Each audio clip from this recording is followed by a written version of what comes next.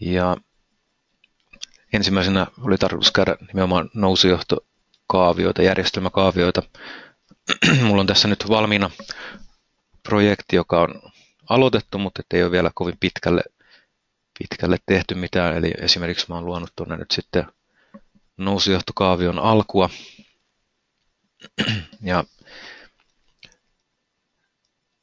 miten tämä on luotu, niin on käytetty ihan tasopuolen toimintoja, eli tuolta voin lähteä luomaan uutta keskusta ihan niin kuin tasopuolellekin.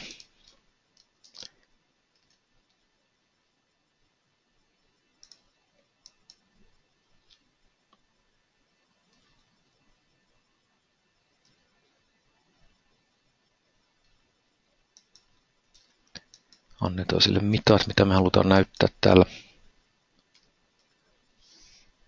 nousujohtokaaviossa. Ja järjestelmä tuolta. OK.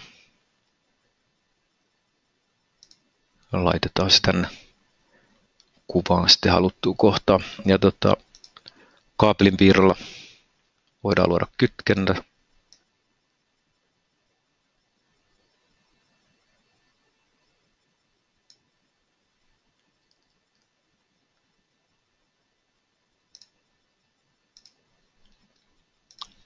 Eli lähdetään tuolta keskukselta ja voidaan luoda tuonne vastaava ryhmäsymboli kuin tuolla tasopuolellakin. Tai sitten voidaan suoraan kytkeä tuonne keskuksenkin kiinni ja riippuu siitä, mitenkä tarkan nousujohtokaavion haluaa tehdä, että näytetäänkö siellä jotain symboliikkaa vai onko se vaan suoralla viivalla esitetty.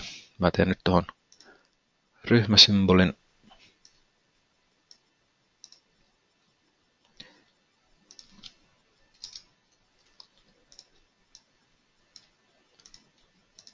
Valitsen tuolta suojalaitteen ja vielä pistetään kiinni tuohon pääkeskukseen.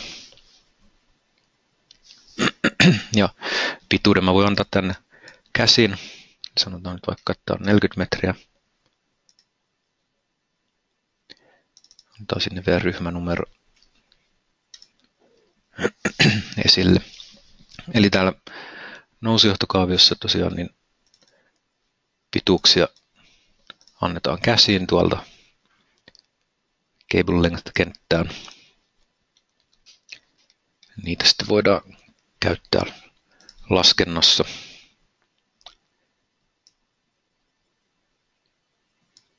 Tuota vielä keskustunnus.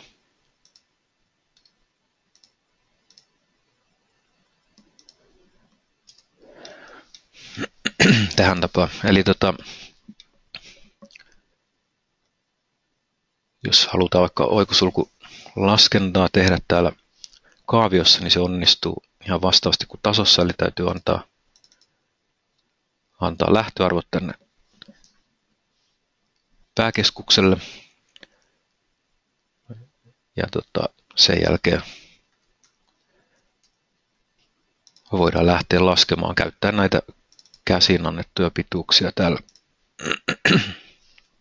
Eli tuolta voidaan laskea suurimmat kolmivaiheiset tai pienimmät yksivaiheiset. Nyt jos tuosta lasketaan ensin kolmivaiheiset, saadaan ne joka keskuksella.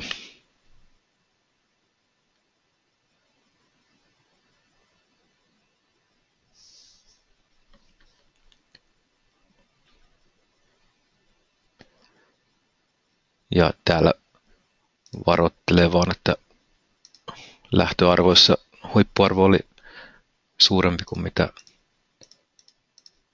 suojalaitteiden kestoisuus, niin siitä antoi varoituksen tuolla. Updateilla saadaan sitten arvot, eli suurin kolmivaiheinen tehollisarvo ja huippuarvo tallennettua sitten keskuksille tuolta Update to Drawing. Silloin ne menee tänne keskuksen tietoihin talteen. Ja vastaavasti sitten voidaan laskea pienimmät yksivaiheiset, niitä varten myöskin sitten, mitä tässä viime versiossa tuotu mukaan, niin löytyy täältä projektista kuin virtual circuits, eli virtuaaliryhmät. Voidaan luoda kombinaatioita, mitä tarkastellaan sitten joka keskuksen takana. Eli esimerkiksi tuolla nyt C-tyypin johdonsuoja 10 amperin koko ja tietyn tyyppinen kaapeli tietyllä pituudella, niin sitä voidaan tarkastella sitten joka keskuksen takana. Eli ajetaan tuolta yksivaihelaskenta ja kerrotaan, että halutaan myöskin virtuaaliryhmät mukaan. Sen jälkeen se laskee joka keskuksen takana. Nyt tuolla esimerkiksi tämä meidän RK21, jonka mä tuonne äsken loin.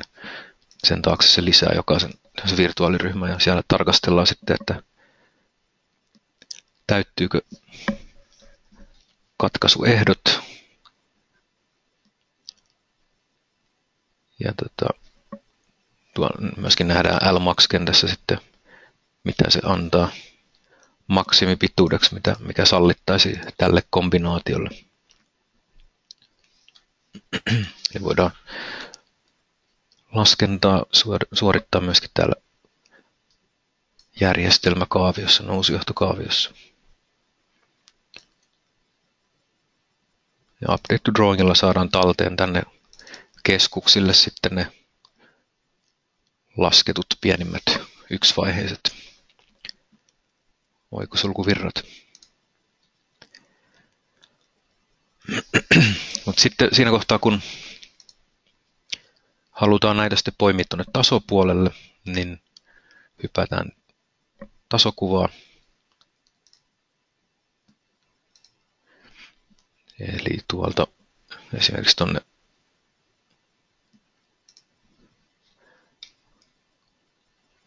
nollakerrokseen, niin voidaan asentaa tuolta meidän RK1 muistaakseni oli nimeltään se. Eli ihan vastaavasti taas lähdetään keskuksen asennustoiminnolla liikkeelle.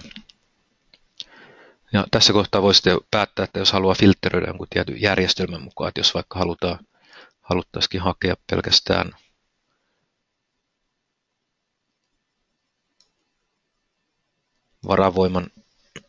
varavoimajärjestelmän keskuksia, niin voidaan valita se tästä valmiiksi ja sitten käyttää tuolta poimintanappia, jolla lähdetään sitten nousujohtokaaviosta poimimaan keskusta.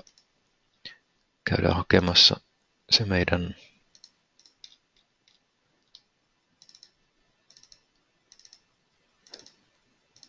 nousujohtokaaviokuvaa. Ja nyt niin kuin näkyy, niin yhtään keskusta se ei näytä tässä, koska me filtteröitiin pääjakelujärjestelmän mukaan. Mutta jos mä otan filterin pois, niin sitten alkaa näkymään näitä normaali jakelun keskuksia sieltä. Ja voidaan valita tuo RK1, sitten se oli tarkoitus ottaa tänne pohjakerrokseen. Annetaan sille ihan oikeat fyysiset mitat.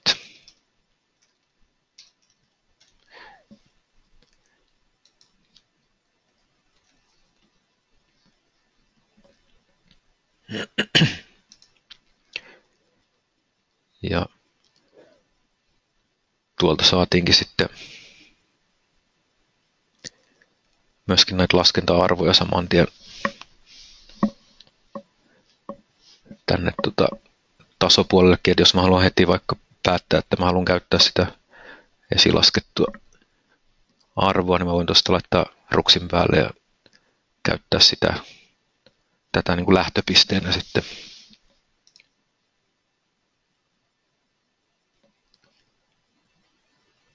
OK:lla hyväksytään ja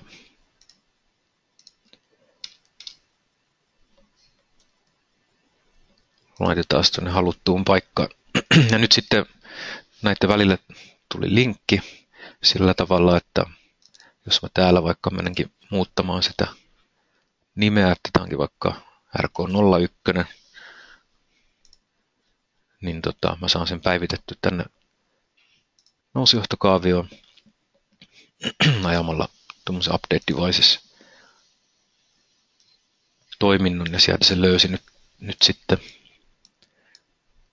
tämän yhden ainoan keskuksen, joka tähän mennessä oli linkattu näiden kuvien välille, niin sieltä me saadaan sitten, voidaan täällä päättää, että mitä tietoja halutaan päivittää. Vähän vastaavasti kuin ryhmien päivityksissä, niin valitaan, että mitä tietoja me oikeastaan halutaan tasopuolelta tänne kaavioon hakea. Ja updateilla sitten hyväksytään ja tonne tuli sitten tunnus päivitettyä. Ja sama toimii sitten toiseenkin suuntaan. Ja pistetään tonne sitten kerros 1 ihan vastaavasti. Haetaan sieltä. Nyt voidaan ottaa tuo pääjakelujärjestelmä. Silloin se löytää myöskin nämä keskukset. Eli tuolta RK11, OK.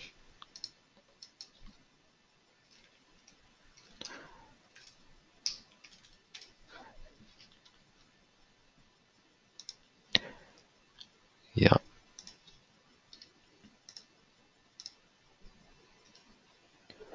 laitetaan se tuonne haluttuun paikkaan.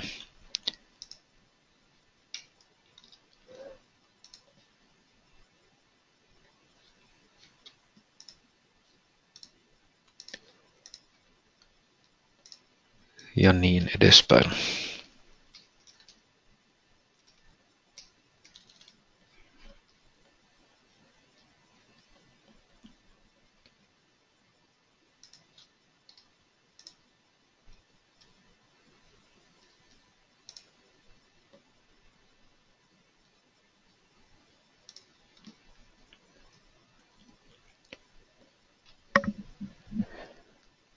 Ja meidän pääkeskus vielä tuonne kellariin.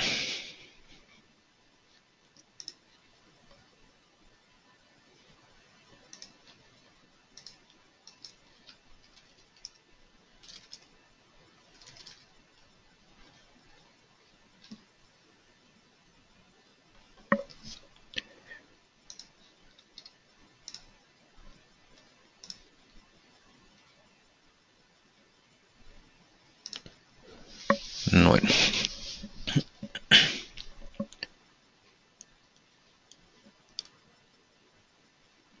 Ja ihan vastaavasti sitten voi tehdä myöskin vaikka heikkovirtapuolen kaavioita.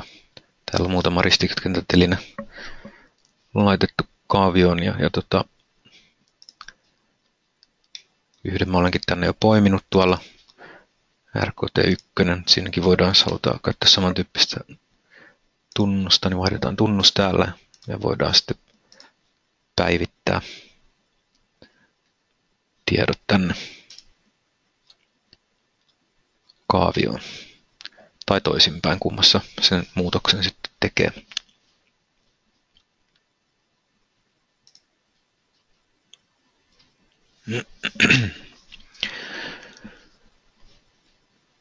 Sitten jos halutaan lähteä tosiaan arvioimaan niitä kaapelien oikeita pituuksia täällä tasopuolella, niin se voidaan tehdä myös. Eli siihen aikaisemminkin ollaan esitelty täällä webinaareissa, niin on kaapelipaketit, eli me voidaan tuolta lähteä kertomaan se reitti, että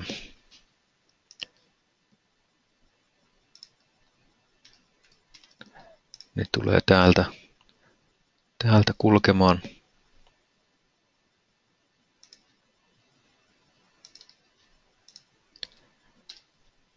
alas ja liitossolmu ja connection node objekteja käyttäen, niin haetaan kerroksesta toiseen.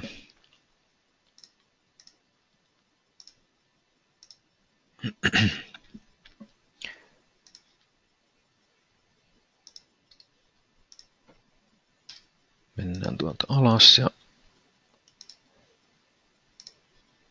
taas alaspäin. Aina tonne kellariin asti.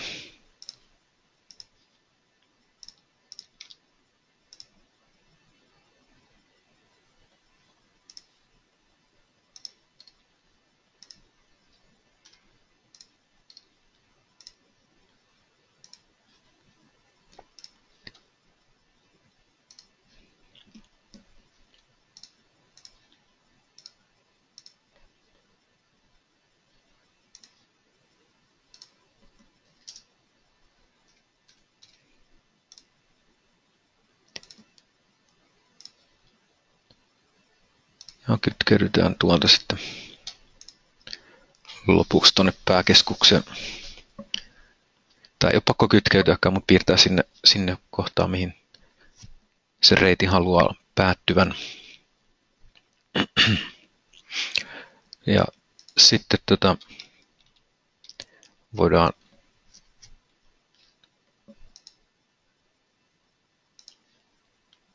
lähteä piirtää kaapelia tuolta keskukselta.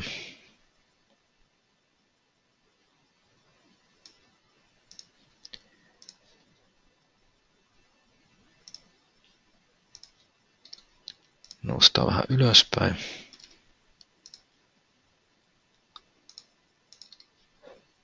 Luodaan tuolta ryhmä. Ja tässä kohtaa käydään valitsemassa tuolta se meidän pääkeskus. Ja tuo ryhmäkin voidaan sitten poimia sieltä nousujohtokaavion puolelta, jos se sieltä jo löytyy. Eli Pick from Schematic toiminnolla tuolta nousujohtokaaviosta. Ja tää oli nyt ton RK21 ryhmä. Haetaan se sieltä ja kytkeydytään tuosta vielä tuon kaapelipakettiin ja näytetään, että suunta on tuohon suuntaan. Saadaan tuolta sitä pituutta sitten arvioitua.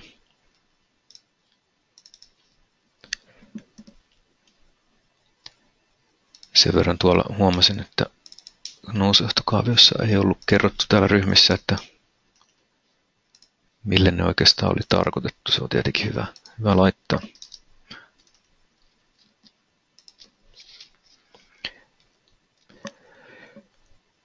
Sitten täällä ykköskerroksessa taas näytetään sitä reittiä hiukan, että mistä kautta se nyt sitten tulee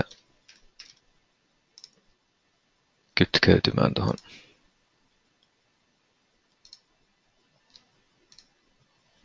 kaapelipakettiin tai pääpakettiin, niin sanottuun pääpakettiin, joka kulkee sinne lähtöpisteeseen.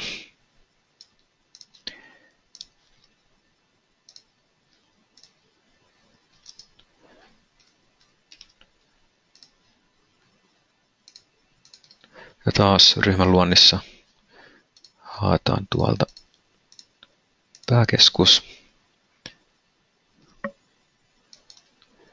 Ja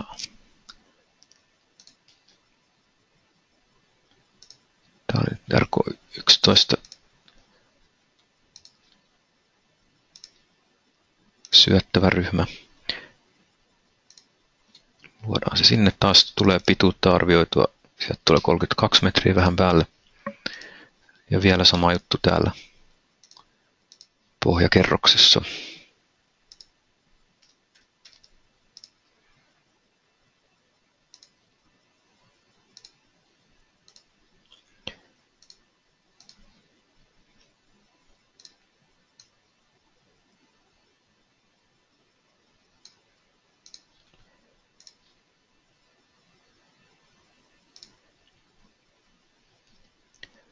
Mä otan sen verran taaksepäin vielä, että mä nyt vähän turhaan valitsin tuosta kaapelia, sen pitäisi saada sieltä se kaivaa, eli jos mä lähden ihan vaan jollain kaapelipiirrolla tuosta liikkeelle ja sitten mennään ylöspäin, eli tuohon circuit.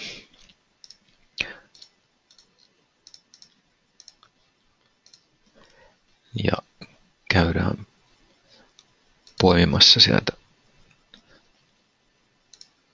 Huomasitte, että tuolta tuli se kaapelityyppi myöskin haettua. Suojalaitetietot ja muut siinä samalla. Kytkeydytään vielä tuohon pakettiin. Ja OK.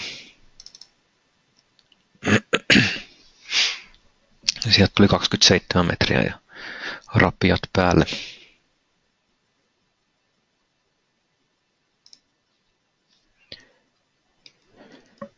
Ja nythän laskentaa voi sitten tehdä suoraan jo täällä tasopuolellakin.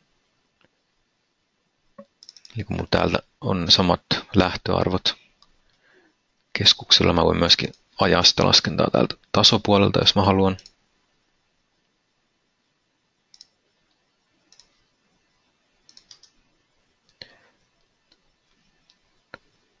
Tai sitten jos mä haluan niin voin myöskin päivittää kaapelipituudet tuonne kaaviopuolelle ja ajaa sitä laskentaa siellä sitten näillä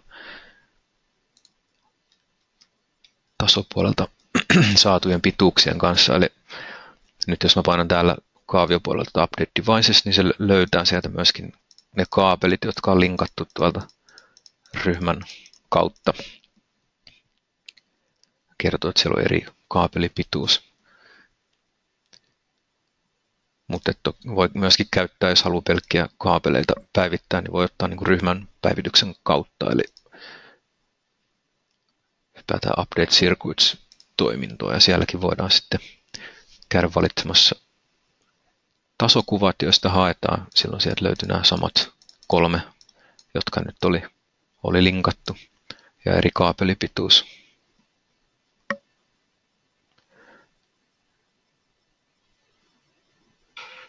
Ihan kummasta se haluaa tehdä.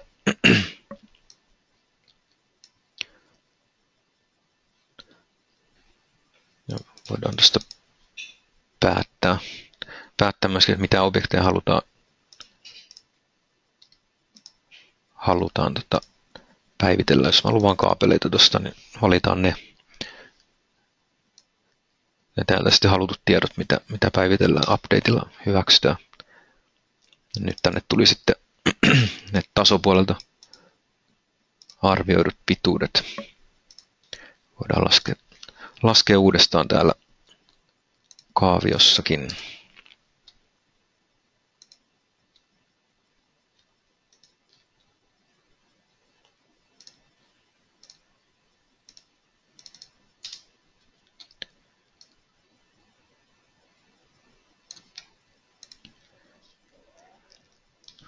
Mittateksteille myöskin saadaan erilaisia tietoja täällä kaaviossa, eli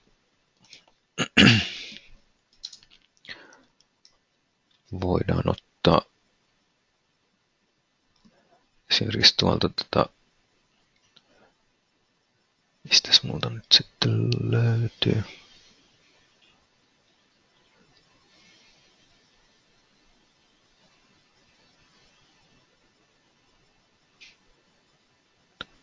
Ei löytynyt tästä projektista nyt. No, mä voin täältä luoda uutta. Eli voidaan ottaa näkyville näitä laskentatuloksia.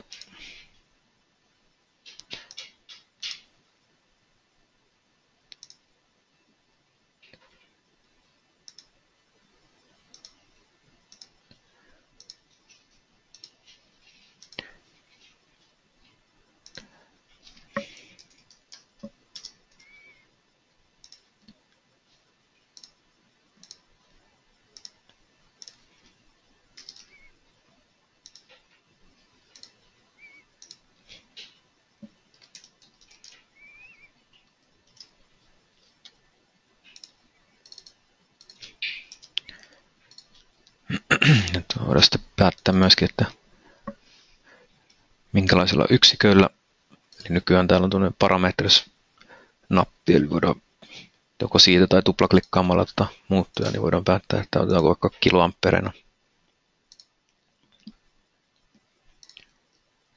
Ja montako desimaalia.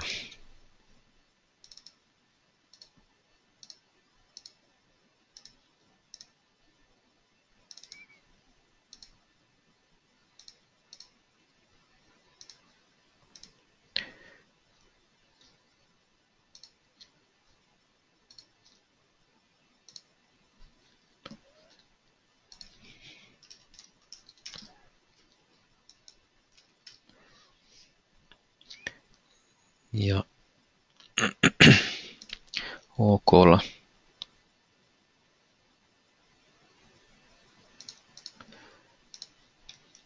voidaan mennä tuolta näyttämään, että tuohon mä haluan näkyviä.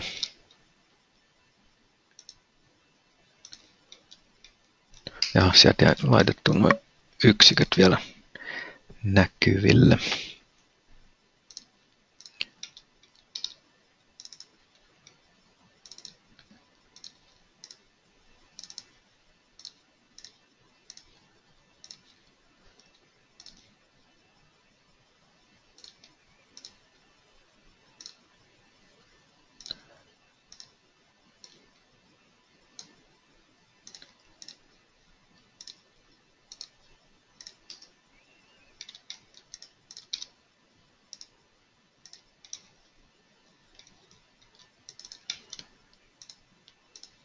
Joka tapauksessa saadaan mittatekstille. Sen lisäksi voidaan hakea myöskin sellainen pieni mutta helpottava asia on kerrostieto.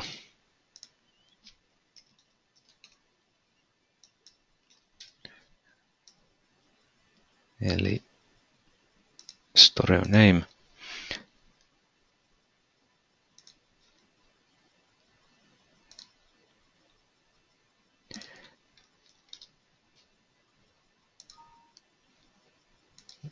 Okei, niitä ei ollut vielä päivitetty, eli update devices ja stereo name update. Eli nyt sitten tuolta tulee se kerroksen nimi, joka sillä tasokuvalla oli siellä, josta nämä keskukset löytyy.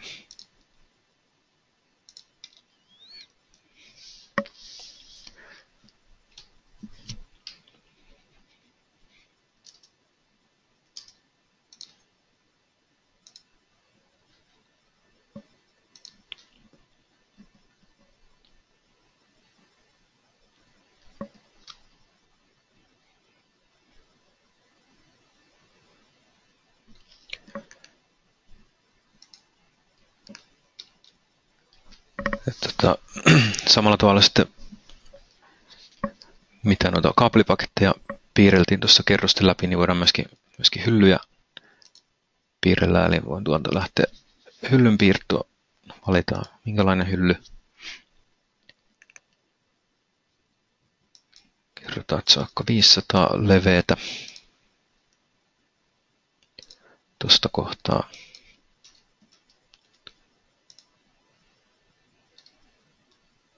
Näet setalla nollaan.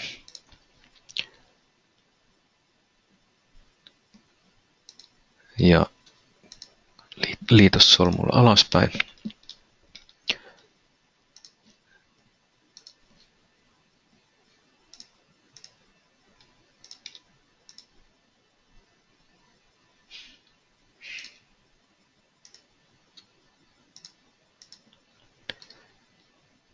Ja taas alaspäin.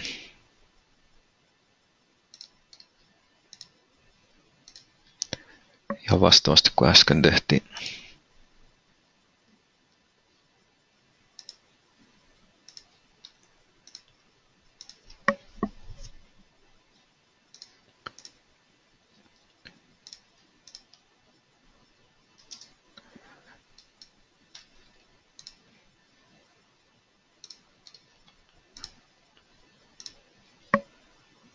Ja vielä tuonne kellariin.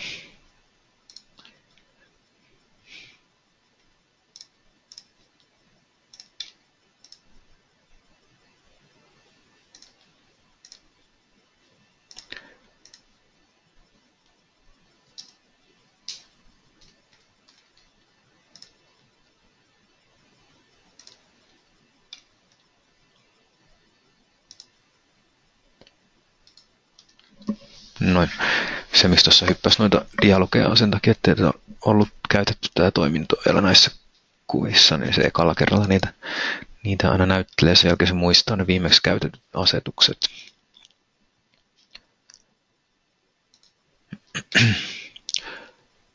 Mutta tuosta päästiinkin tuohon hyllyn piirtoon noin ylipäänsä, eli samaan tapaan voidaan tänne sitten piirtää hyllyä, voidaan käyttää tasausta.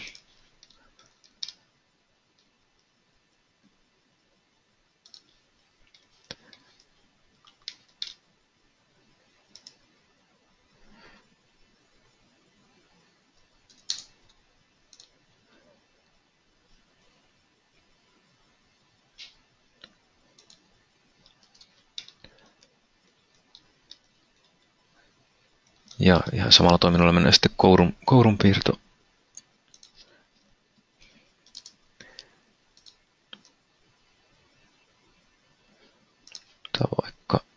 Laitetaan vaikka raitti.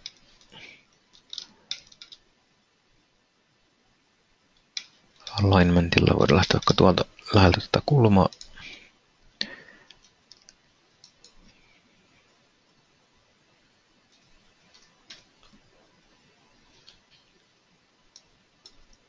Pistää vaikka keskikorkeus 800, ok.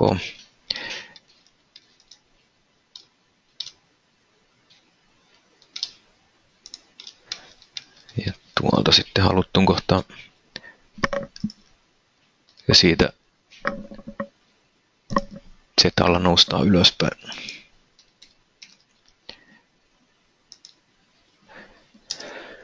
Ja koska AutoCADin päällä toimitaan, niin AutoCADin muokkaustoimintoja voidaan käyttää, eli ihan vaikka stretchillä tuolta venyttää pääty haluttuun kohtaan.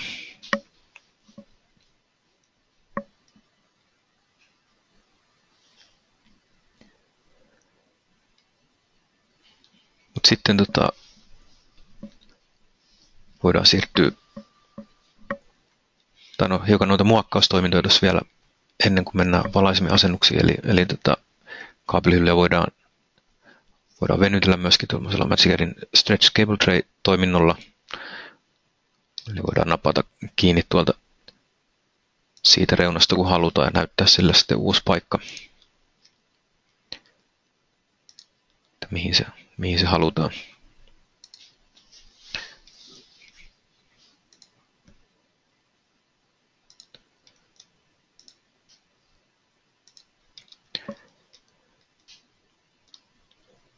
Ja sitten myöskin tuonne crossing-toiminto, eli jos tulee törmäilyä, tarvii tehdä ylitys tai alitus,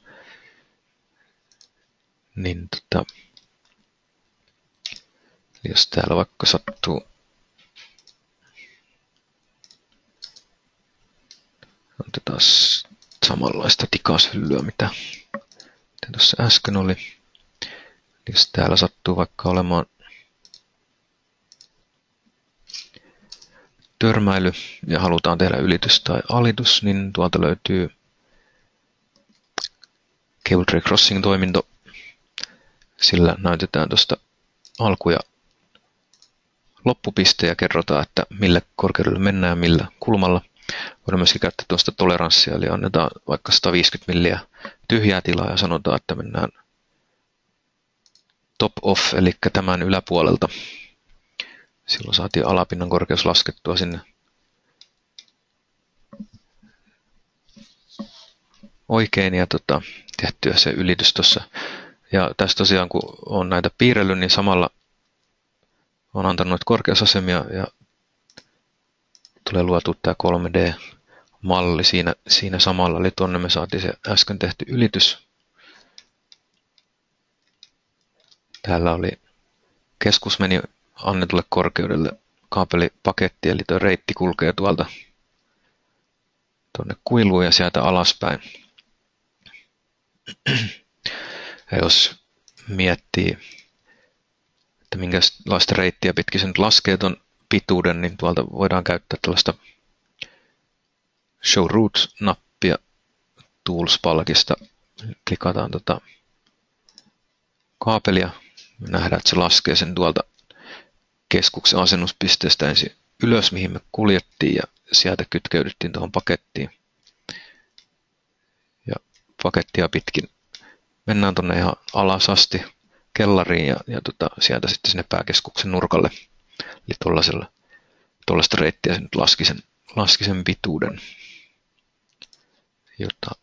jota käytettiin ja päivitettiin myöskin sinne kaaviopuolelle.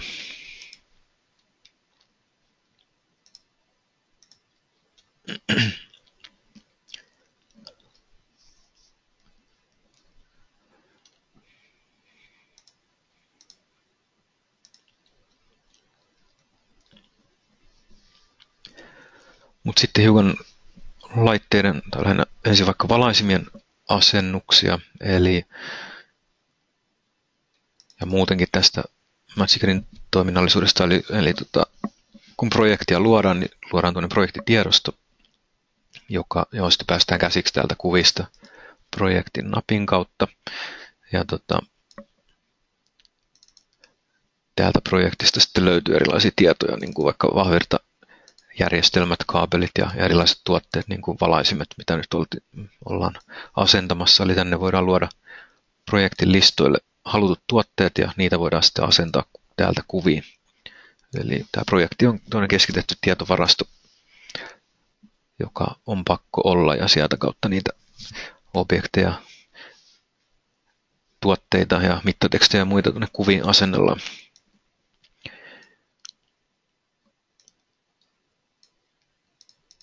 Ja esimerkiksi tänne nyt on tehty jonkunlainen toimistovalaisin, sitä voidaan tuosta lähteä asentamaan. Ja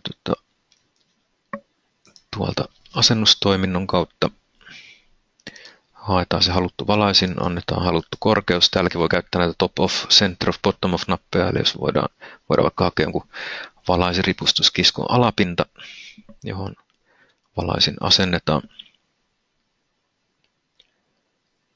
Ja OK:lla päästään asentamaan. Ja tietenkin perustilassa voidaan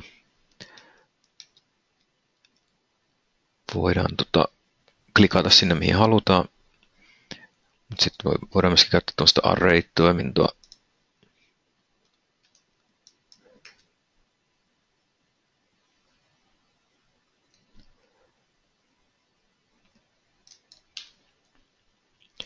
Ja näyttää sitten alueetta tuolta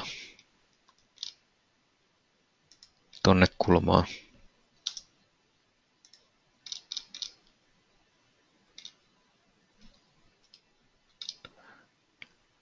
Löytyykö tuolta jotain?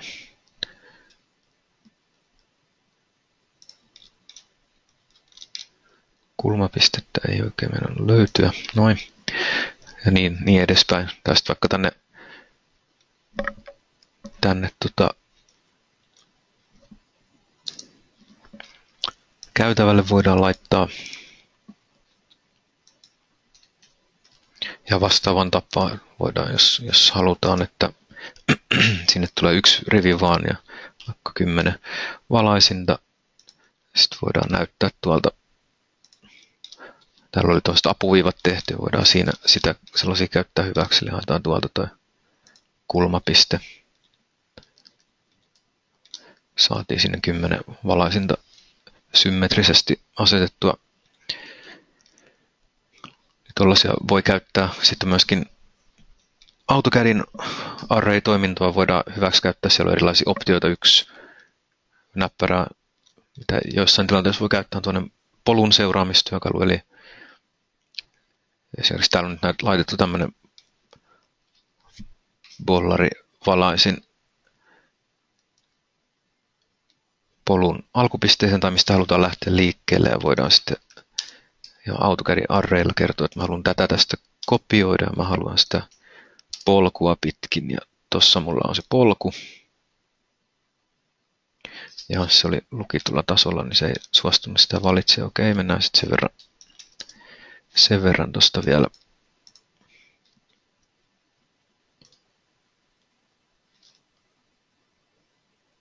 Otetaan hetkeksi tuo lukko pois sieltä. Eli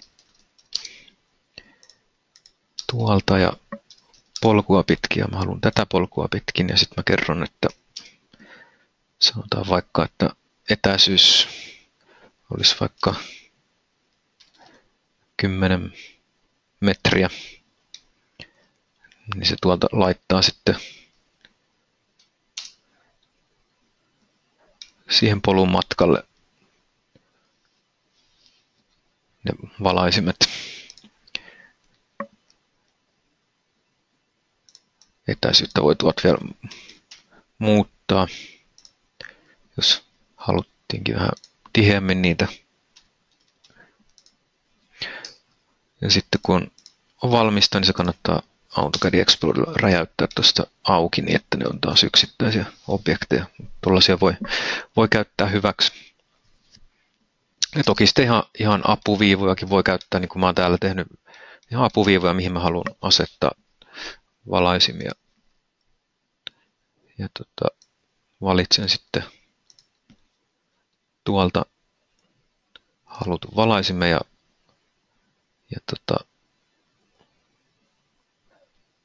Object Snapilla menen kertomaan, että tonne pisteisiin mä haluan tollaiset valaisimet ja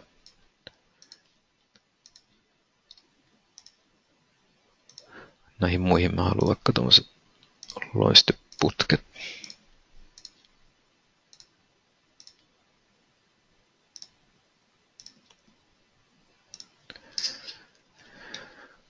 Tähän tapaan. Mut sitten ja niin tosiaan näilläkin siinä samalla tuli se 3D-malli sinne laitettu. Eli siellä nyt sitten näkyy 3D:ssä.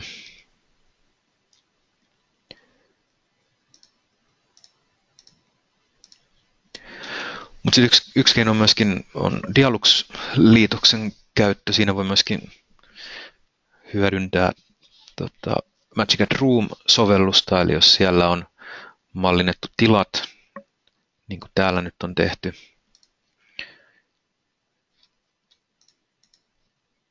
Eli meiltä löytyy tuolta neuvotteluhuone. Mä oon sen vienyt täältä Magic at Roomin puolelta Dialuxia, eli tuolta löytyy Dialux Export. Mä voisin STF-formaatissa tallentaa sieltä niin, että Dialux pystyy lukemaan se sisään.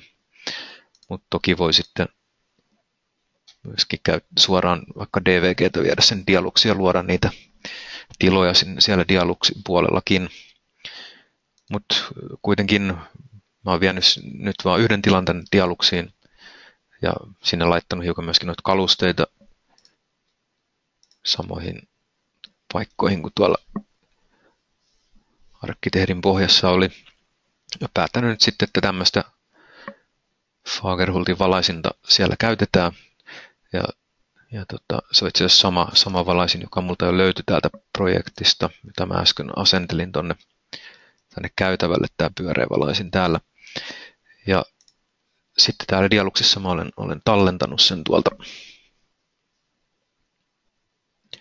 Export ja Save STF. On saanut sen tallennettua STF-formaattiin, sama formaatti, missä me vietiin sinne ne tilat sinne Dialuxin puolelle tuolta ruumista. Samaa formaattia luetaan takaisinpäin. Silloin täytyy hypätä sitten Electrical palkkia sieltä Import Export ja Dialux Import toiminta. Ja täältä mun pitäisi löytyä Dialux STF-tiedosto, joka on sieltä eksportoitu Dialuxista. Haen sen ja tuolta nyt nähdään, että se on 8 tämän tyyppistä valaisinta tuomassa. Ja tuolta löytyi suoraan vastaava positio 13 valaisin täältä projektista, niin se osasi sen tuolta mäpätä suoraan siihen.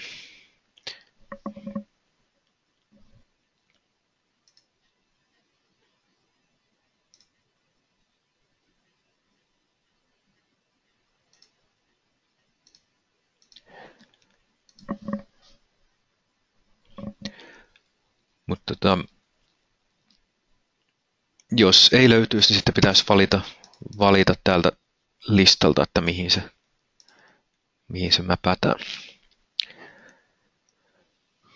Mikä siis tässä mun Magic Art-projektissa vastaa sitä Dialuxista tuotavaa valaisinta. Mutta OK-importilla ne saadaan sieltä tuotua samoihin paikkoihin kuin mitä Dialuxissa oli määritetty. Mittatekstit voidaan sitten päättää tuolta vaikka automatic-tekstillä.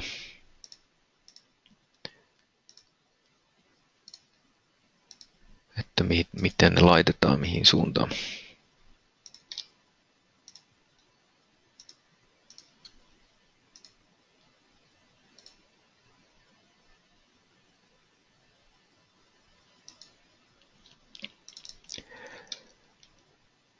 Tällaisia voi käyttää valaisinten asennukseen.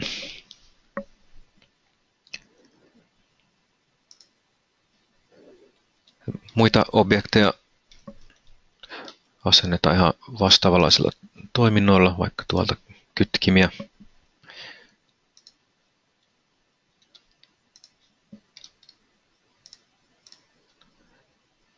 Voidaan kertoa tuolta 200 milliä tuohon suuntaan. Ja toki AutoCADin kopiointia saa käyttää ihan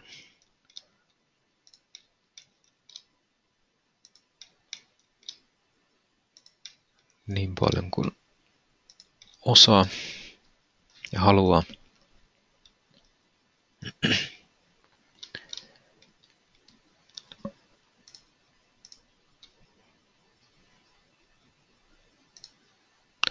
Ja täällä voidaan pistorasiolla kertoa sitten, että halutaan keskelle tuota kourua.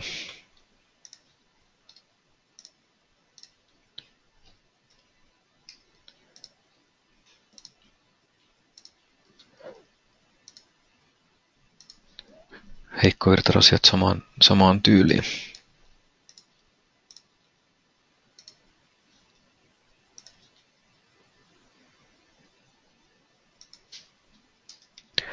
Ja taas kopiointia.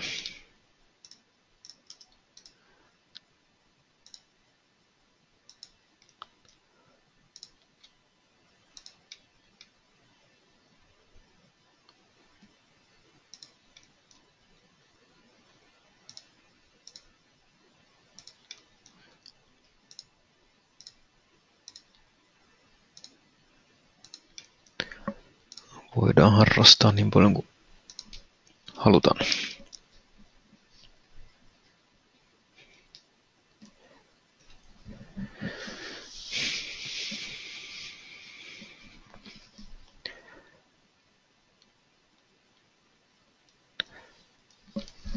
Ja myöskin tätä kaapelointia varten, tai jos halutaan muidenkin näiden NS-kuormaryhmien syöttökaapelipituuksia arvioida, niin täälläkin voidaan hyödyntää noita kaapelipaketteja. Eli voidaan kertoa vaikka, että täältä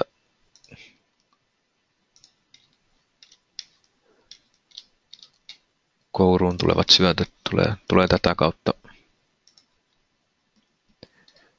Tuolta noustaa ylöspäin ja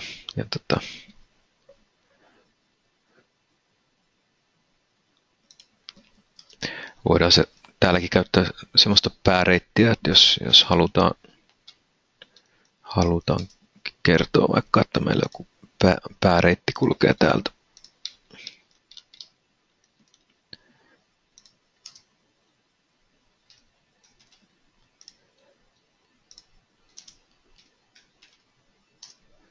Jossain täällä ja kytkeydytään tuonne keskukseen. Niin voidaan kytkeytyä täältä tämmöisellä sivuhaaralla. Niin noita pitkin sitten laskee pituuksia.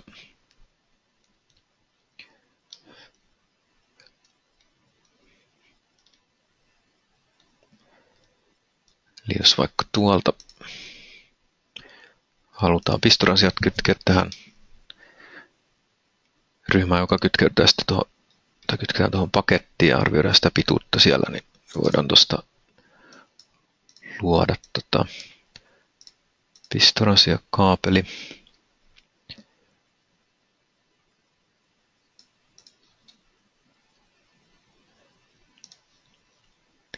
Näyttää, että tullaan tuolta tuolla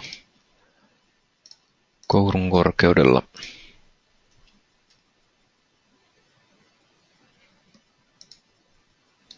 Luodaan sinne ryhmäkin vaikka saman tien.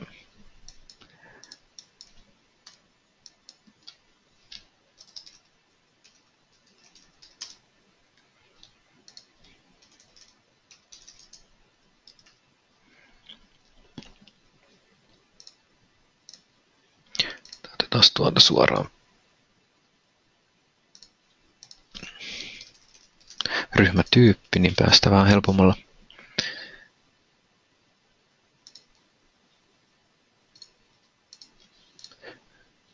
Ja kytkeydytään tuolta vielä tuonne pakettiin.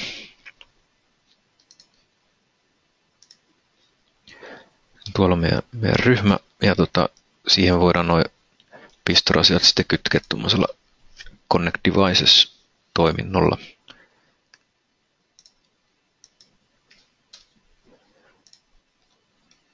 Kerrotaan, että tuolta mä haluan kaikki nämä pistorasiat siihen kiinni ja sitten näytetään tuohon kaapeliin.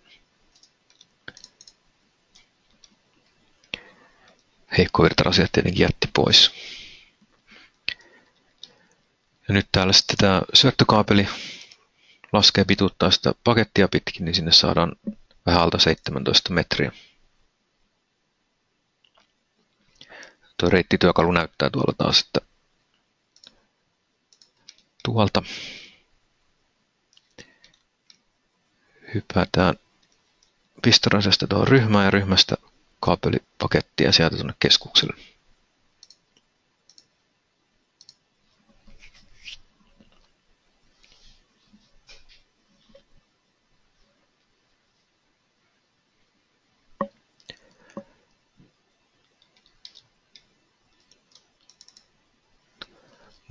Tässä kohtaa olisi voinut tietenkin poimia myöskin ryhmän käyttöön keskuskaaviosta. Toki keskuskaavio voi luoda sitten tasopuolen ryhmistäkin, mutta yleensä niitä etukäteen jo täytyy luoda, niin olisin voinut tuossa jo aikaisemmin tehdä tämän. Eli voidaan ottaa tuollainen, on täällä nyt tuommoinen mallikaavio, missä on ryhmiä valmiina ajateltu. Tämän näköinen pikkukeskus tarvitaan ja sen kaavio on tuosta jo luotu ja sitä voidaan käyttää sitten useammallekin keskukselle, niin voidaan se tuosta tallentaa nimellä. Kerrotaan, että tästä tulee nyt sitten vaikka RK11 kaavio.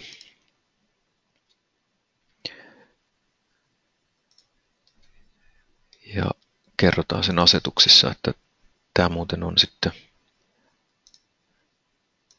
tuolta löytyvä RK11 keskuskaavio. Ja sen jälkeen täällä voin jo käydä poimimassa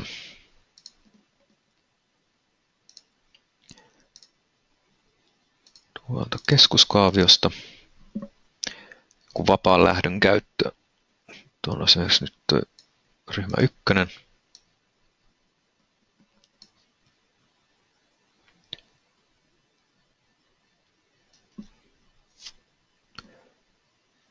Ja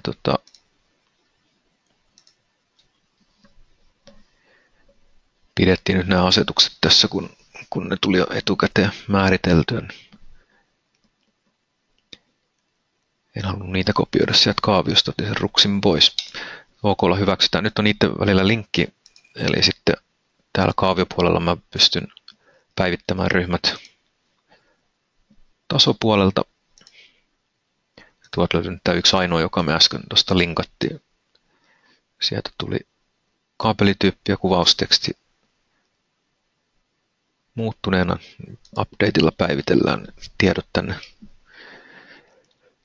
kaavioon näkyviin.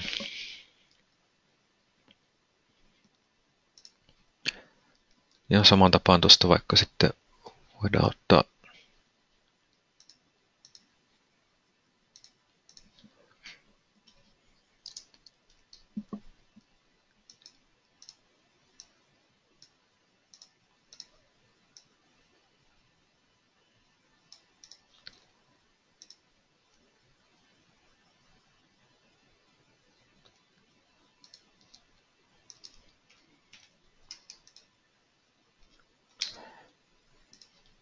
tuosta tuo käytävä valaistus.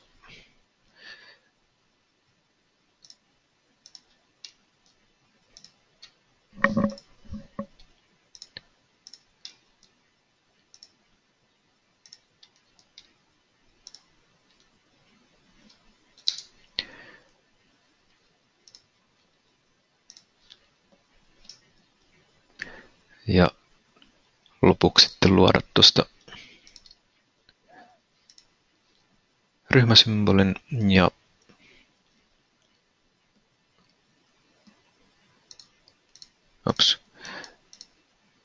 käydään valitsemassa tuolta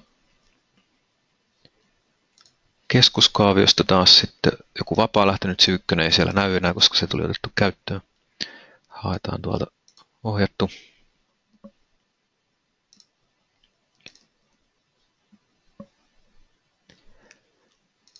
Pistorasia, ei pistorasia lähtöä pitänyt ottaa, vaan otetaan nyt toi valaistus ohjattu tuolta.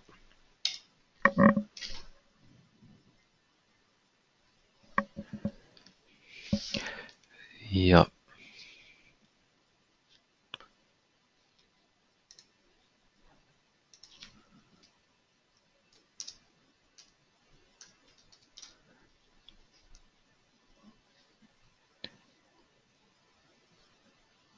kytkeydytään tuolta tuohon pakettiin ja OK:lla hyväksytään.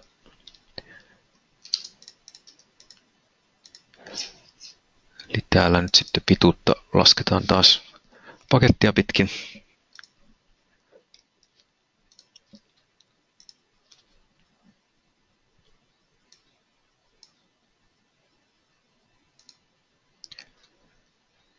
Ja päivityksellä saadaan päivitettyä tiedot kaavioon.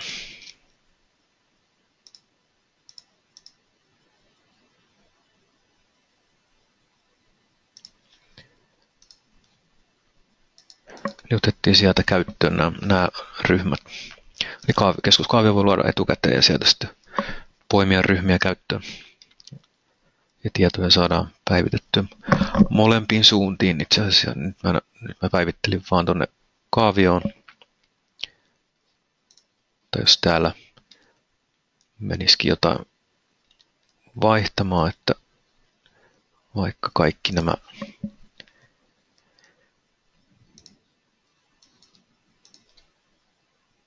suojat vaihdettaisikin B-tyypin.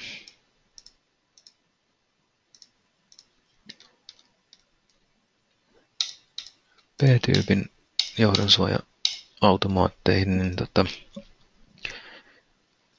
tiedot saadaan sitten päivitettyä tuonne tasopuolelle, eli hypätään tasokuvaa ja päivitetään ryhmän tietoja tuolta Update Circuits. Haetaan se keskuskaaviokuva.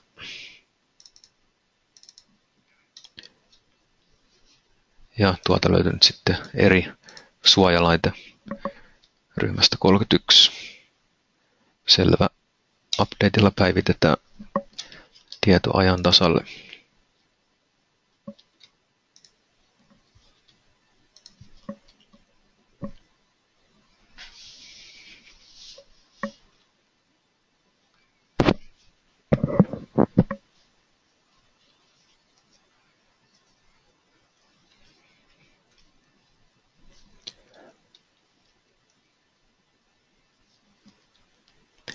Ja nämä kaapelipaketithan menee omalle layerille, omalle tasolle, eli ne saadaan sitten tulostuksesta pois näkyvistä. Niitä ei tarvi siellä näyttänyt, vaan tässä apuna, että saadaan pituuksia arvioitua.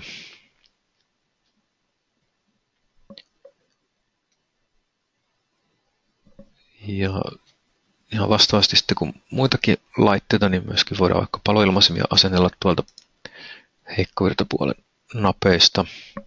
Ja niillä sitten, mitä paljon tulee käytettyä, niin on tuommoinen toiminta-alue, Operation Area. Voidaan määritellä jo tuonne projektiin tuotelehdelle oletusalue, jota käytetään. Silloin se tulee tänne aktiiviseksi, kun valitsen tuosta listalta, niin se näkyy tuolla valittuna. Tässä kohtaa voi vielä vaikuttaa siihen, että jos haluaa vaikka ulema-alueen tarkoituksella pois, niin sinne voi laittaa 0. Mutta tarkoitus siis, että tuosta kun lähdetään asentelemaan, niin käännetään vielä. Niin nähdään 3 toiminta-aluetta, joiden perusteella sitten voidaan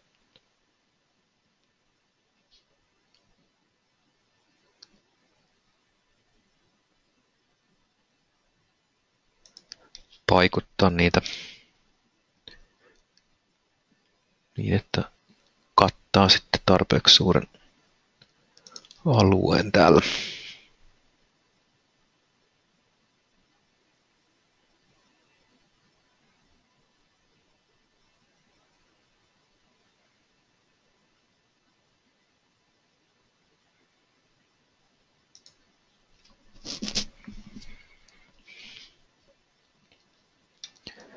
Ja sitten taas tuolla toimistoissa, niin siellä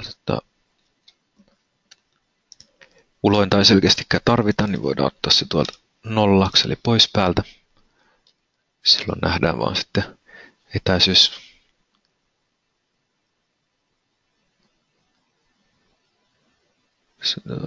sähkölaitteisiin ja 2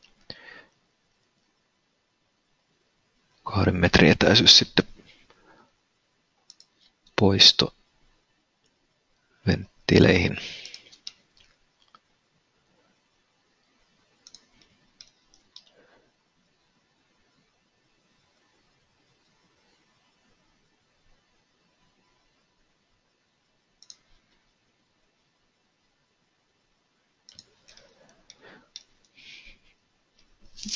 Ja alueita on sitten eri muotoisia, että jos tarvii jotain vaikkapa tuommoista sektorimallista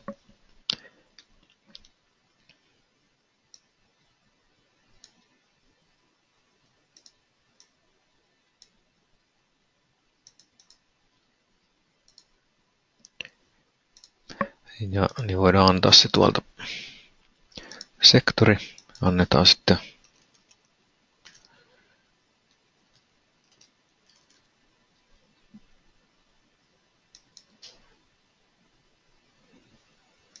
suunta ja myöskin sitten keila, että mitenkä iso se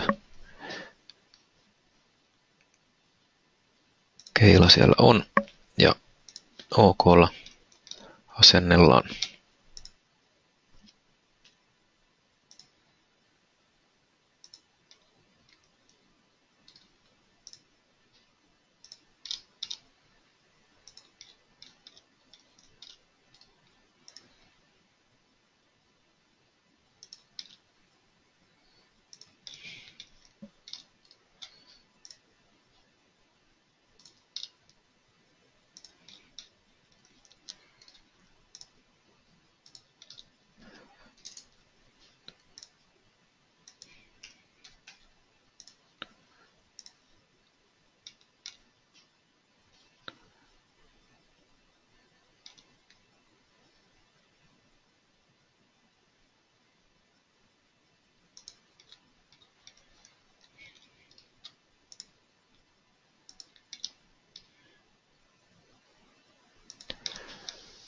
Noin.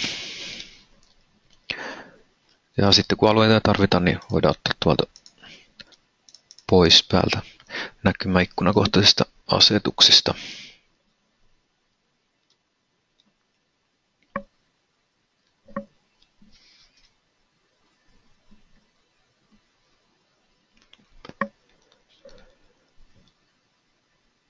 Sitten päästään myöskin, kun noita paloilmaisimia sinne saatiin ja on myöskin näitä yleiskaapelointirasioita, niin voidaan lähteä niitä numeroimaan ja saadaan myöskin sitten automaattisia tunnuksia luotua.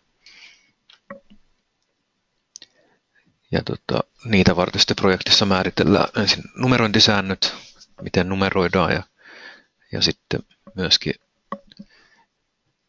laitetunnussäännöt, että miten niitä tunnuksia lähdetään sitten kasaamaan.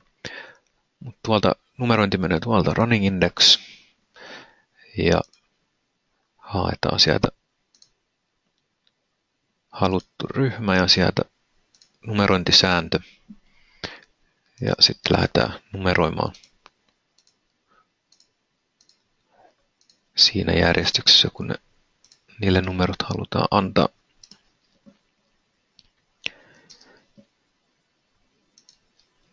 Ja tuolla sitten objektin tiedoissa nähdään se numero, mikä sille on annettu, ja objekti ID-kentässä sitten se tunnus, joka sille on muodostettu.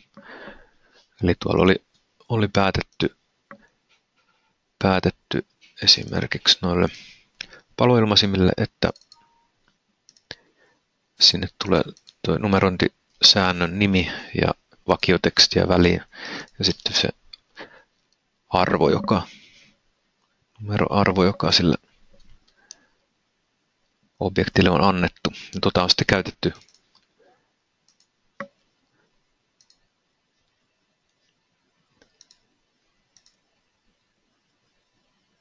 käytetty sitten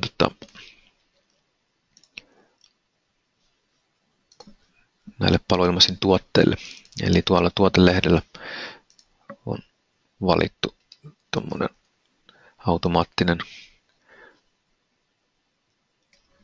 tunnuksen luontisääntö.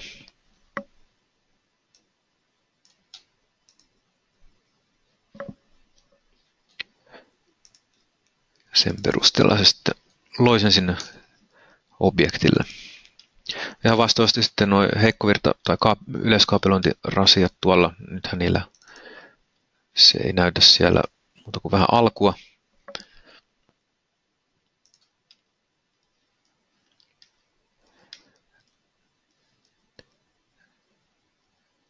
Ja tuolla numerointitoiminnolla sitten voidaan hakea tuolta ristikytkentäteline 11. Sieltä haluttu numerointisääntö. Ja asennustoiminnolla sitten lähdetään asentamaan. Nämä tuplarasiat oli määritelty vastaanottamaan 2 numeroa kerralla. Niin nähdään tuosta suoraan, että montako nyt on käytössä. Ja tuossa kohtaa voidaan sitten vaihtaa seuraavaan sääntöön ja siitä jatkaa sitten eteenpäin.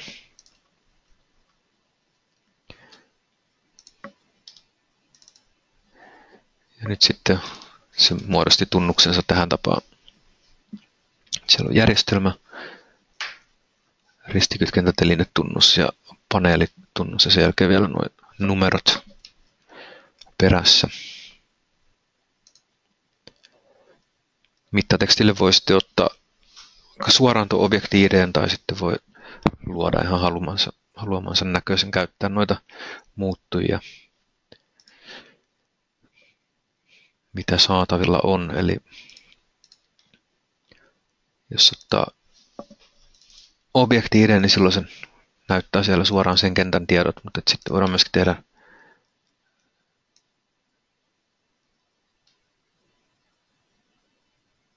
jos meillä on täällä jossain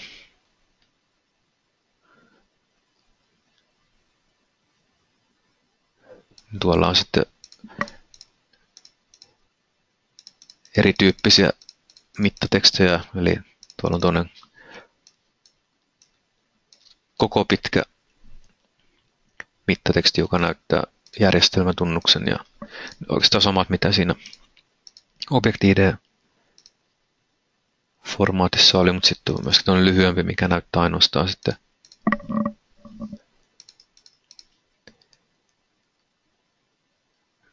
nämä numerot ja paneelitunnuksen. Eli jos mä tuolta käytän pitkän mallisen, niin sieltä tulee tämän näköistä. Ja sit, jos mä haluan lyhyemmän muodon, niin tämä on tuo toinen mittateksti tyyli sieltä.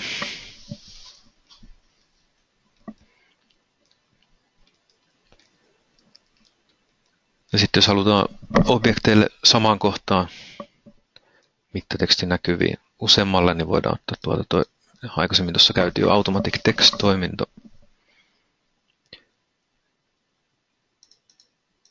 Otetaan sinne Object-ID.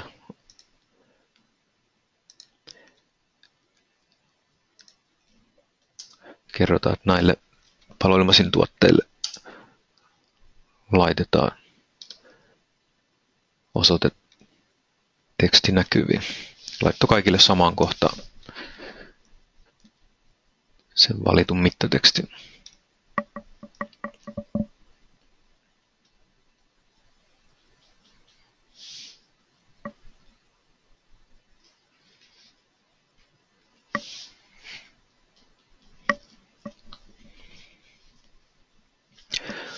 Mutta sitten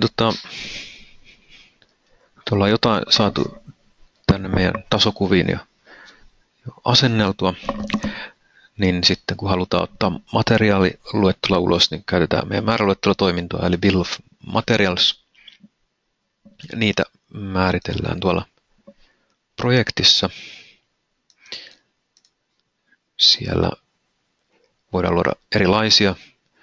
Esimerkiksi paloilmaisin silmukat on tehty tähän tyyliin, että haetaan pelkästään paloilmaisimia ja niille sitten ainoastaan näitä numerointi, mitä äsken käytin tuossa, niin sieltä tulevia tietoja, niin me saadaan laskettua, että montako ilmaisinta jossain silmukassa on tällä hetkellä numeroituna. Ja valaisin luettelo varten luotu sitten omansa ja siellä valittu tiedot, joita halutaan hakea. Eli täältä voidaan muokata ihan sen näköiseksi, kun halutaan, voidaan valita ne tiedot, mitä määräluetteloon halutaan näkyville. Ja ainoastaan niiden tietojen perusteella se sitten laskee yhteen samanlaisia.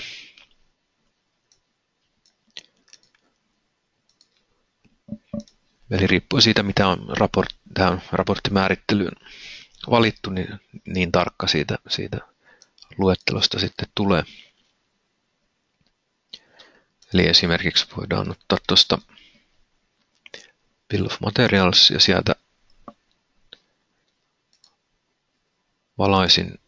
valaisimet ja käydään läpi halutut tasokuvat ja OK:lla hyväksytään. Silloin saatiin näistä tasokuvista sitten luettelo eri valaisin tyypeistä, mitä on käytetty ja montako kappaletta. Se voidaan sitten kopioida leikepöydälle ja viedä vaikka Exceliin.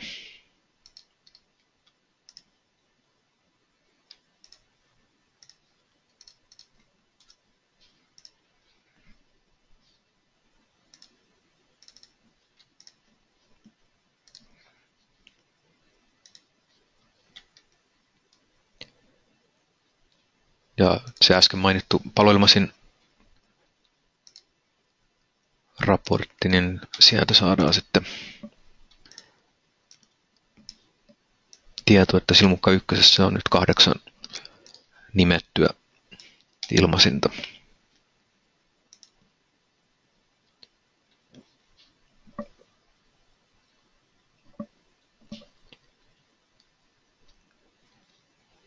Ja hyllystä voidaan ottaa luettelo ulos. Johtotiet. Nähdään, että tämän kokoista kourua oli 31,6 metriä. 500 tikashyllyä 55,4 metriä. Ja niin poispäin.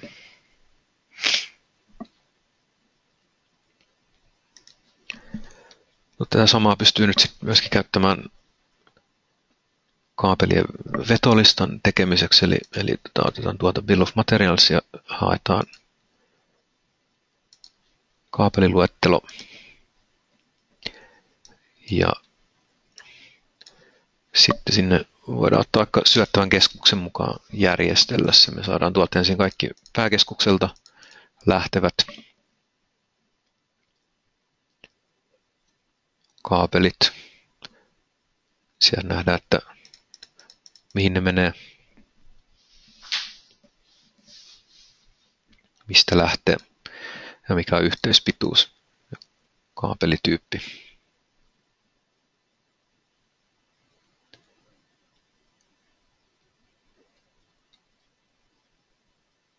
Ja tuolla sitten RK11 lähti 2 noita syöttökaapeleita. nekin saadaan sinne näkyviin. Toki voi sitten vaikka järjestelmäfiltteriä käyttää siellä, jos ei halua kuvaa vaikka pääjakelun, varavoimajakelun ynnä muut, niin voi täältä järjestelmälistalta käydä sitten valitsemassa.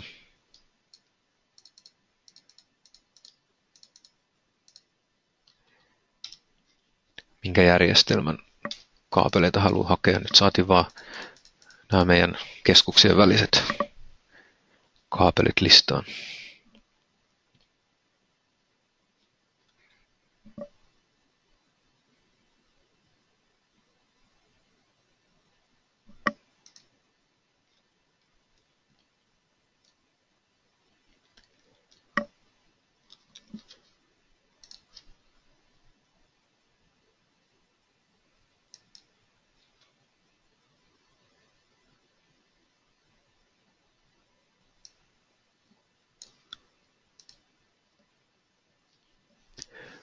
Joku kysyi siellä, että löytyykö malliprojektista valmiina running indexejä. Joo, sinne näihin uusimpiin lisättiin vähän enemmän noita running index-määrityksiä valmiiksi. Eli siellä on nämä samat, mitä tässäkin oli mulla. Eli siellä on näitä gruppeja on lisätty tai muutamia valmiiksi ristikytkentätelineille ja pari paloilmaisin keskusta ja sitten on näitä numerointisääntöjä tänne tehty aika monta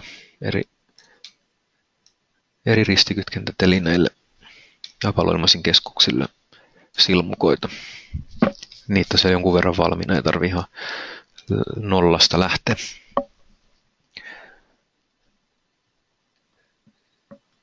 Mutta sitten yksi tärkeä tietenkin, kun suunnitellaan 3D:ssä tietomallia, niin on sitten törmäystarkastelut. Se nyt on vanhoille käyttäjille tuttua, mutta uusille ei välttämättä. Eli se, missä mä täälläkin tein ton ylityksen, niin se tilanne tai tarve olisi tietenkin jostain pitänyt siis selvittää, ja se onnistuu tuolta Tools-palkista Collision Control-toiminnolla. Sieltä voidaan ruksata, että minkä väliltä törmäilyä halutaan hakea. Eli tuolla Electrical täytyy ainakin olla päällä. Nähdään ne omat törmäilyt. LV-puolen törmäilyt voi pistää pois, jos ei ne meitä niin kiinnosta. Mutta sitten jos on Magicalille tehdyt LVI-suunnitelmat, niin voi hakea semmoisen viitekuvaksi eli XREFiksi ja laittaa, että haetaan törmäystarkastelut myöskin XREF-kuvista. Ja täällä sitten ruksataan, että minkä disipliinien välillä törmäilyä tarkistellaan. Eli jos halutaan sähkö vastaa IV-kanavat, niin tonne ruksia ja niin poispäin. No nyt mulla ei ole sellaisia kuvia tähän projektiin, mutta saadaan kuitenkin tuosta tämä yksi äsken luotu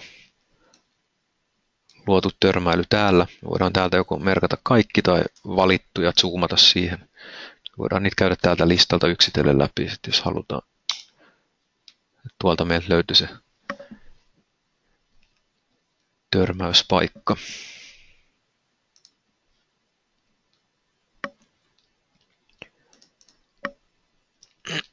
Ja jos on 3D tämä arkkitehdin pohja, niin silloin sieltäkin saattaa törmäilyä löytää. Esimerkiksi tuolla mennään seinien läpi, se löytää ne paikat sieltä. Merkkaa tuonne roskaleijerille, joka saadaan sitten tyhjennetty tuolta omalla napillaan sitten, kun halutaan.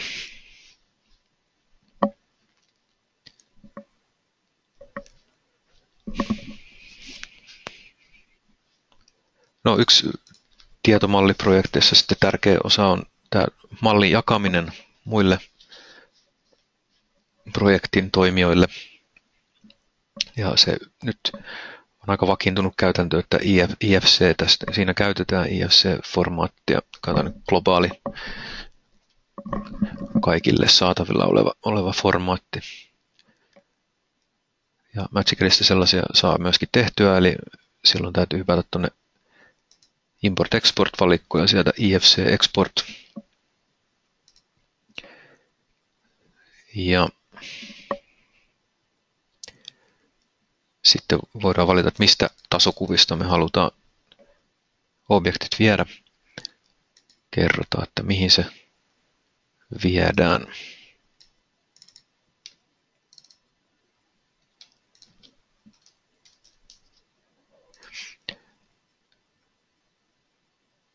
Sitten voidaan vielä lisätä tietoita mukaan, vähän lisätietoa niille objekteille, että mitä ne itse asiassa on, minkälaisia tietoja niille kuuluu. Siellä voi olla sitten kaiken näköistä tuotetiedoista asennustapoihin ja niin poispäin. Ja Object Selection kohdassa voidaan vielä valita, että jos halutaan vain tietyn tyyppiset objektit viedä, aina ei välttämättä kaikkia vaadita eikä haluta viedä sinne malliin, niin täältä voi sitten Part Types-listalta käydä valitsemassa, että mitä nyt viedään sinne IFC:hen. Voidaan päättää vaikka keskukset ja valaisimet, ehkä lämmittimet, heikkovirtapuolelta keskuslaitteet, paloilmaisimet, johtoreiteistä, ainakin hyllyt. Ja reikävaraukset voidaan sitten, jos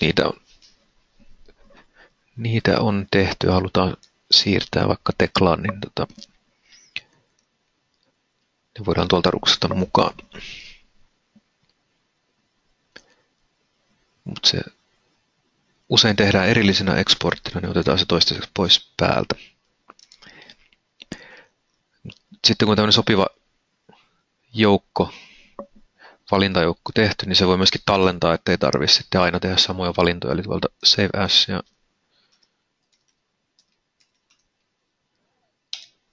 tallennetaan sähkö IFC-nimellä. Ja OK:lla hyväksytään. Se käy ne kaikki kuvat tuosta läpi ja käy tekemässä sen tiedoston, niin sieltä antaa raportti sitten, että montako erityyppistä objektia tuli vietyä. Ja sitten jos käydään tuolta kurkkaamassa vaikka Solibrilla tai millä vaan katseluohjelmalla, niin nähdään mitä sinne meni.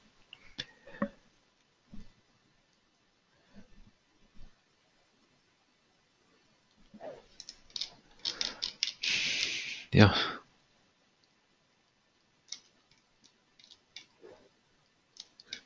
siellä on nyt sitten meidän pääkeskus tuolla, kertoo tuolla sen tunnuksen. Myöskin siellä on sitten viety vähän Magicad-tietoutta mukaan. Siellä on vähän lisätietoa, mikä järjestelmä on kyseessä ja mikä on mitat ja niin poispäin. Ja täällä on sitten nämä pienemmät keskukset ihan samaan tapaan.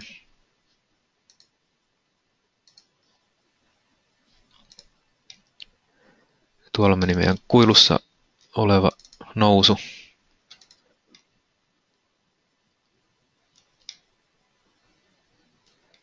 Täällä oli meidän valaisimia.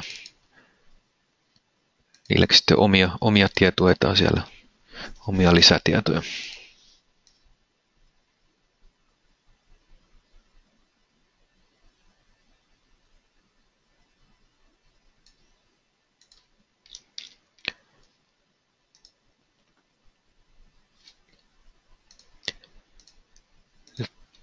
Tuolla nähdään, että ne meni sitten myöskin omiin kerroksiin. Eli jos mä otan tuolta kellarin pois näkyvistä, niin se meidän pääkeskus sieltä hävisi.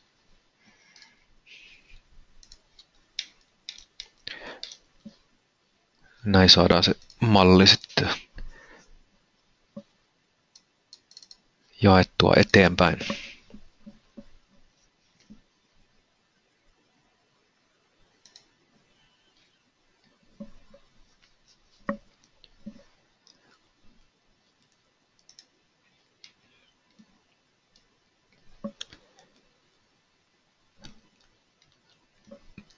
No, sitten yksi toiminto, mihin on tehty tässä myöskin hiukan parannuksia, on leikkaustoiminto.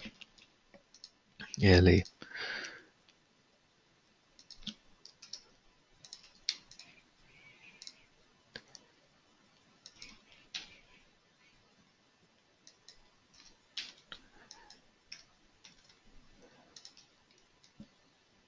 jos tehdään tuolta vaikka poikkileikkaus.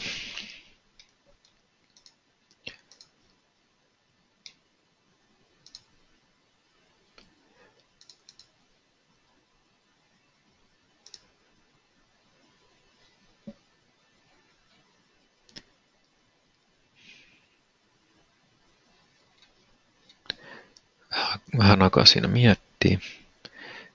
Ja tähän tapaan saadaan sitten leikkauskuva luotua. Ja täällä mitä nyt on parannettu, niin on se, että mittatekstiä voidaan käyttää. Eli jos mä haluan vaikka alapinnan korkeuden tuolta kourulta ottaa näkyville tänne leikkaukseen, niin se voidaan sieltä hakea. Tai yläpinta ihan vastaavasti.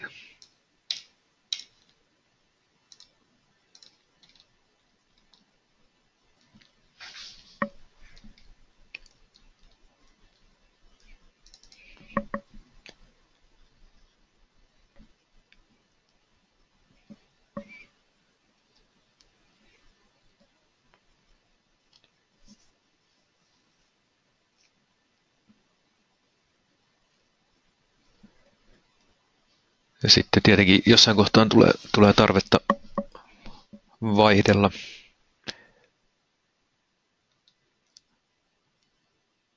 Muokata objekteja ja niiden tietoja. Esimerkiksi täällä nyt on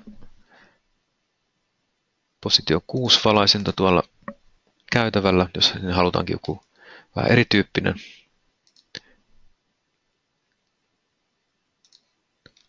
Valaisin. Voidaan tuolla Change Properties-toiminnolla käydä sitten kertomassa, että otetaan tuolta tuote. Positio 6 valaisin ja sitä halutaan vaihtaa sitten vaikka tämän näköiseen positio 2 valaisimeen. Ja sitten mennään valitsemaan, että miltä alueelta me halutaan vaihdella. Tai sitten jos haluaa koko kuvassa, niin tietenkin olisi voinut valita sieltä sen Current Drawing valinnan, mutta tuolta nämä valaisimet vaihdetaan ja silloin se kävi ne sieltä vaihtamassa uuteen tyyppiin. Ja samaa toimintoa voi käyttää muokkaamaan kaikennäköisiä muitakin tietoja,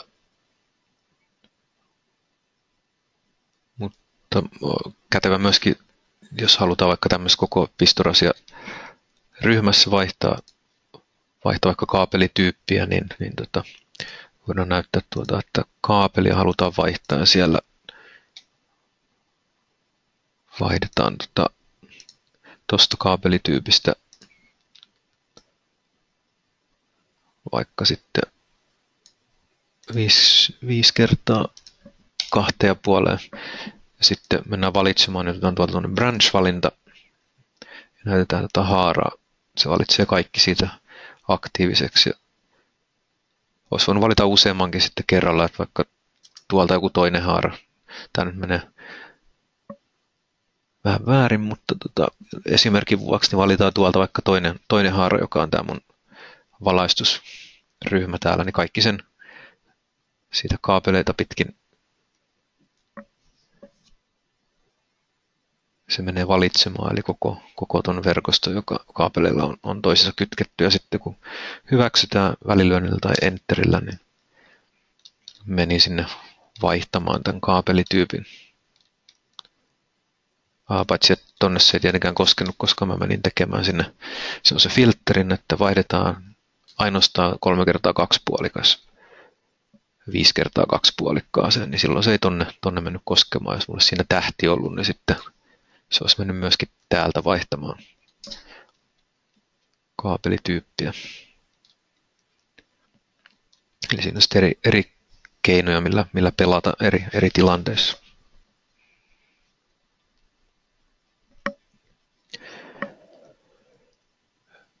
No, aika ajoin tulee tietenkin tarvetta tehdä sitten ihan omia symboleja tuotteelle. Niin siihen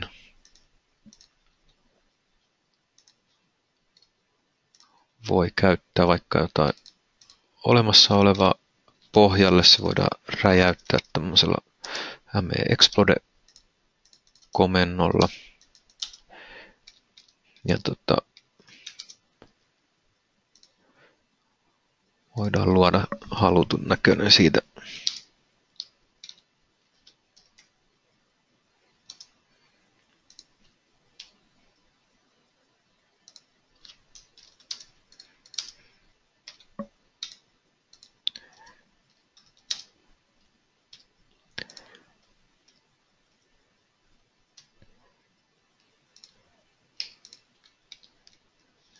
Halutun näköinen symboli voidaan myöskin käyttää sitten, jos halutaan jotain attribuutteja siellä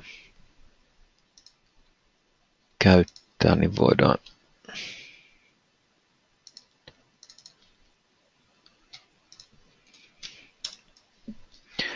laittaa sinne mukaan ja tuosta sitten luodaan se oma symboli.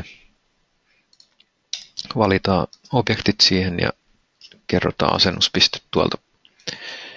Ja sen jälkeen sitten kategoria johonkin laitetaan.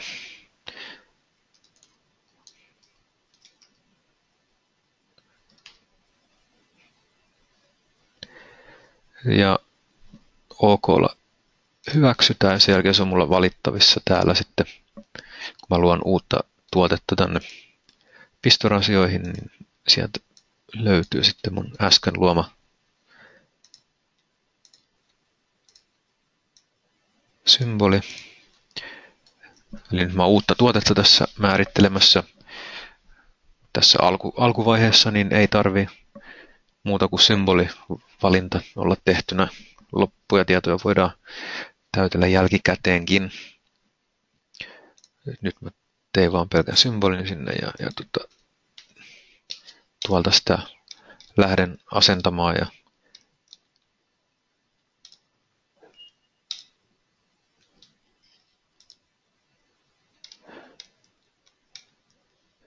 siellä saatiin myöskin sitten tuonne attribuutti se järjestelmäkoodi, niin kuin siinä päätettiin mukaan ottaa. Ja jos me menen vaihtamaan tuolla nyt sitten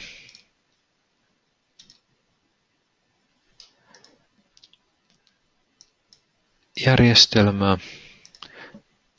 Tämä on nyt sitten vaikka varavoimapistorasia. Tuolla noin vaihdoin sen järjestelmään, niin se päivittyi siihen attribuuttiin. Eli tällaisia voi omia tehdä myöskin mukaan.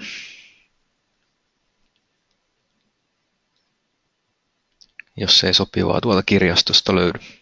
Mutta toki jos haluaa ihan oman kokonaisen kirjaston luoda, niin siitä kannattaa meiltä pyytää ohjeet. Sellainenkin onnistuu. Eli täällä kun tuotetta ollaan luomassa ja täältä valitaan symbolia tuotteelle, niin jos tänne haluaa oman symbolikirjastonsa listoille, niin sellaisenkin pystyy tekemään. Pyytää vaan meiltä ohjeet siihen.